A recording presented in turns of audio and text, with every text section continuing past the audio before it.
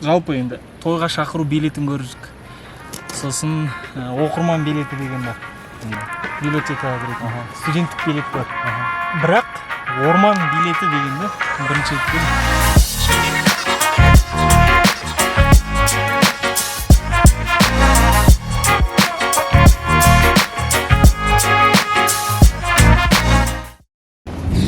қайырлы таң. Сағат қазір 7. Астана уақытымен.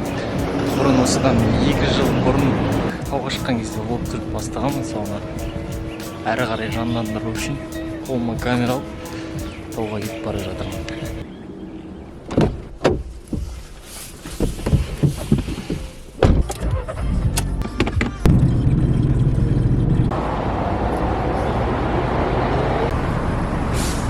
Человек. Не var? Это твой подарок. Подарок дейсің ба? Рахмет. Бүгінгі күннің жөнелтілу нүктесі медеуден басталады. Әрмен қарай біз Шымбұлаққа көтеріліп бара жатырмыз. Денсаулық баспалдағына келдік. Ең қиын, ең ұзақ жер. Қанша минутта көтер? 6:50 минут. Сен 10. Бұрынғы формадан кетіп қалғанбыз. Маң басып тиеді. Әупірімді бәйтеуір жеттік. Баспалдақтан да өттік. Енді әрмен қарай. Горельниктің қазақшасы қалай? Өткенде бір жерден оқып өттік қой. Сол жерге барамыз, әрмен қарай. Сөйлеуге де мұрша қалмады ғой. В общем, көре жатарсыздар.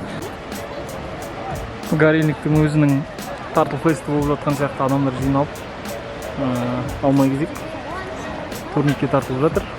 Турникке тартылу демек тарту фест деген болып жатыр ғой, көрдің ба? Көрдім. Содан алдында Ақтөбе облысы бойынша жалпы 3 жас категориясы ғой деймін. 18. 44 тартылған ба? 18. Жоқ, 18 жасқа дейін. Сосын 18 бен 30-ның арасы. Сосын 30-дан жоғары.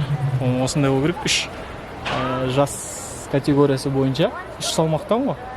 Соның 18 жасқа дейін, сосын 18 бен 30-ның арасында бір весовой категориядан 2 емін жігіті чемпион болған. Емін жігіттері Емін жігіттері мықты. Тфай. Еміде бір завод бар, бауырым. Батырлар шығара ма? Красавчиктерді шығарады.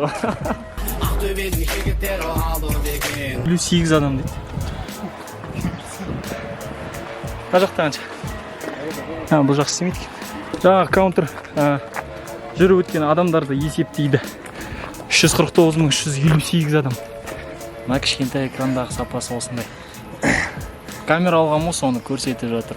Бүгінгі біздің Жорықтың бас демеушісі. Жорықтың бас демеушісі Самал Water. Алибеков, напиши мне, Дима. Юси, свяжитесь со мной. Шымбұлаққа жетпей, Горельниктен сәл жоғары көтерілген кезде осындай күшті беседка бар екен. Мына жерге қонуға келу керек. Жаз мезгілі бітпей, осы тамыз айында бұйырса қонуға шығып кету керек. Себебі әрмен қарай қыркүйекте салқын түседі, жаңбыр жиілейді. Жалпы тауға шыққан бүгінгі мақсатымыз осы. Таңқурай теру. Келдік нүктеге. Разрешениеміз бар деп айтты. Бесплатно келді, малина тендер. GoPro мен жүрген. Видеоблог? Жай? Для себя? Разрешение алып беретін келу үшін. Да? Национальный парк. Егер андай көп мөлшерде алу үшін. Оны кім тексеріп отыр үшін қарап тұр. Жолшыбай қазір кездесіп қалып жатса. Не түсіріп жүрсіз? Влог? Жай шыққан бұл бірінші рет. Бірінші рет? Қай жақтыңыз? Алматы. Алматы? Сонша жыл тұрып бірінші рет. Да? Көкжайлауға шыққам, неге что-то мен адасып кеттім. Көкжайлауға бару үшін Ақбұлақтан түсу керек еді.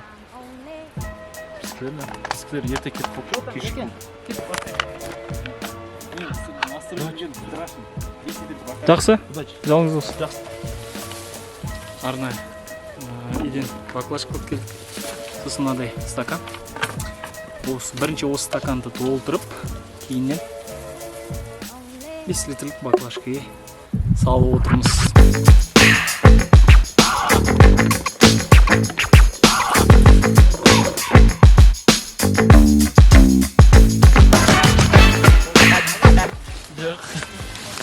Бір 10 минуттай терген еңбегім мынау болды. Просто қолды шөптің кендері қышытып кіреді.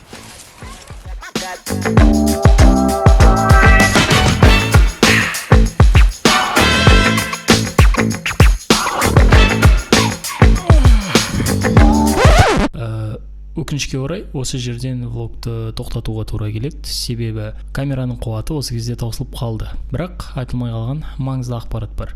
Алматы тауларының баурайы өсімдіктерге ғана емес, жеміс-жидекке де толы. Таңқурай, алма, алмұрт, облепих, қарақат, барбарис, итмұрынды кездестіруге болады. Бірақ термес бұрын алдын ала мына ережелерді білгеніңіз жөн. 2013 жылғы Алматы облысы әкімдігінің қаулысымен қандай да бір жеміс-жидек теру үшін міндетті түрде орман билеті болу керек және белгіленген мөлшерде пұл төлейсіз. Мысалы, таңқурай үшін келісіне 22 теңге, саңырауқұлақтарға 30, облепиха үшін 27 теңге төлеу керек болады. Ал орман билетін ұлттық парк орталықтарынан ала аласыздар. Бұдан бөлек табиғаттағы адамгершілік ережелерінде ұмытпағанымыз жөн. Тау бөктерін тұзды көл қылып жүрмелік.